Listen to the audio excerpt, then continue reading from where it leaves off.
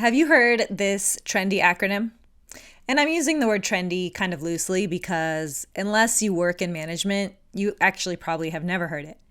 VUCA stands for volatility, uncertainty, complexity, and ambiguity. It might be a managerial term, but as soon as I heard it, I thought of real estate. It turns out I can make most things relate back to real estate. So let's start with volatility. I find it hard to imagine that 2024 could be any more volatile than 2023. Last year was one for the books in terms of the markets acting like wild animals. We got the Fed meeting minutes this week from the day that Powell rocked our world. All members seem down with a lower Fed funds rate by the end of this year. But we didn't get any more insight into when the first rate cut will be. That's okay, because the market has already built in 3 rate cuts, in my opinion. The meeting minutes indicated that they're aware that inflation is likely already at their target and that they risk economic health if they remain restrictive for too long. The markets are ready for a better year. Everyone is putting their party pants on. The Fed seems open to removing its wet blanket and joining the party. Maybe that points to more harmony and less volatility. The next part of the acronym is uncertainty. We all want to control everything, don't we? Even when we look at our health. For the last week, I've seen tons of posts about how everything matters until you're sick, and then you realize only one thing matters. And it's really true. We make a big deal over here about all this money stuff, and the truth is, if you're ever ill or you lose a loved one, money starts to seem irrelevant pretty quickly, like almost useless. I went down a bit of a rabbit hole, though, with this whole train of thought. Even the posts about taking your health seriously come from a faulty spot. They want us to focus on exercise, drinking less, eating organic. All good things, all good things. But it's still in line with an illusion that we can achieve control over our fate.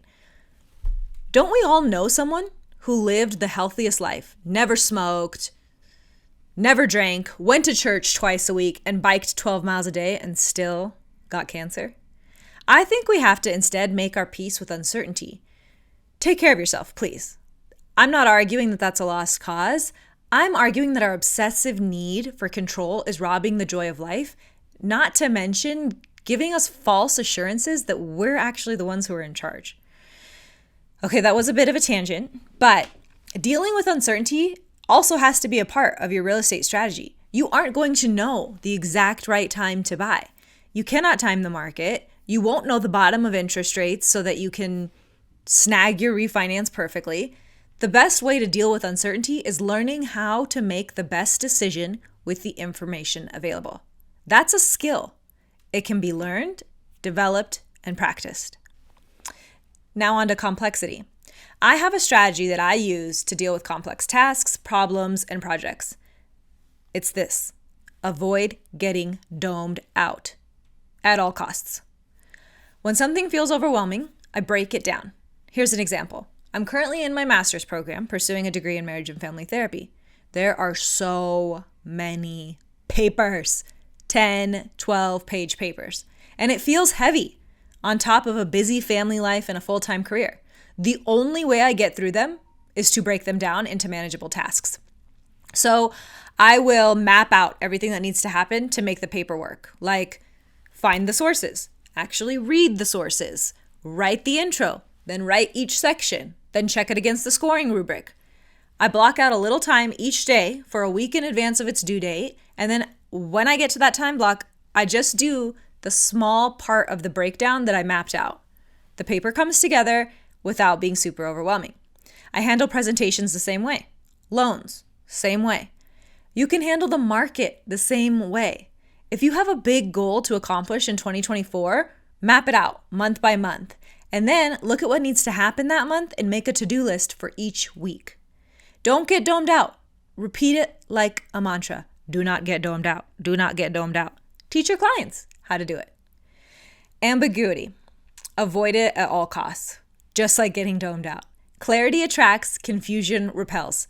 The problem is you can't always rely on other people to create clarity for you or provide it. Sometimes you have to actually seek it out.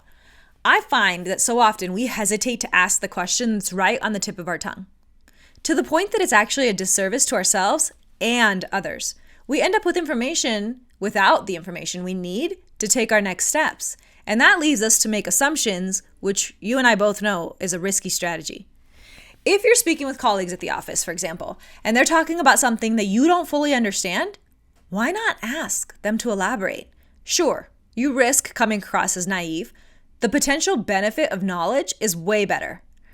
In my mind, more knowledge always wins over perceptions that I shouldn't be bothered with anyways. What people think of me is none of my business. Me having the information I need to make confident decisions, that's my business. If you're talking to an advisor and something they said went way over your head, why not ask for clarification? It might save you from making a mistake that would lose their respect. If you're guiding a client and they seem to hesitate or their expression indicates that they're not fully following or on board with what you're saying, why not pause and inquire from a place of curiosity? It's an opportunity to connect with them, to know them better, to be able to better influence them. The housing market is not an easy maze to navigate. We shouldn't make it any harder by worrying about our ego when gathering information. Do whatever it takes to eliminate ambiguity and do the same for your clients. Adaptive. Lots of folks seem to be anti-resolution when it comes to the new year. Personally, I'm all for resolutions. I love them. I love a fresh start. I love the opportunity of it. I have noticed that even those who are most skeptical about New Year's resolutions seem to be down with at least adopting a word for the year. Adopt the word adaptive. In real estate, whether you're a realtor, buyer, or seller, being agile will be hugely advantageous this year. You can achieve that by staying informed, keeping a pulse on the market, connecting with the right advisors. But in all honesty, you have to go a step further to really be agile. You have to keep your head in the right mental space. You have to avoid the doomsdayers and the lazy fucks who are blaming the market for their apathy. You have to tune out your uncle who had one bad experience with real estate back in 1980. You have to deal with whatever trauma you have with money so that you can stop standing in your own way.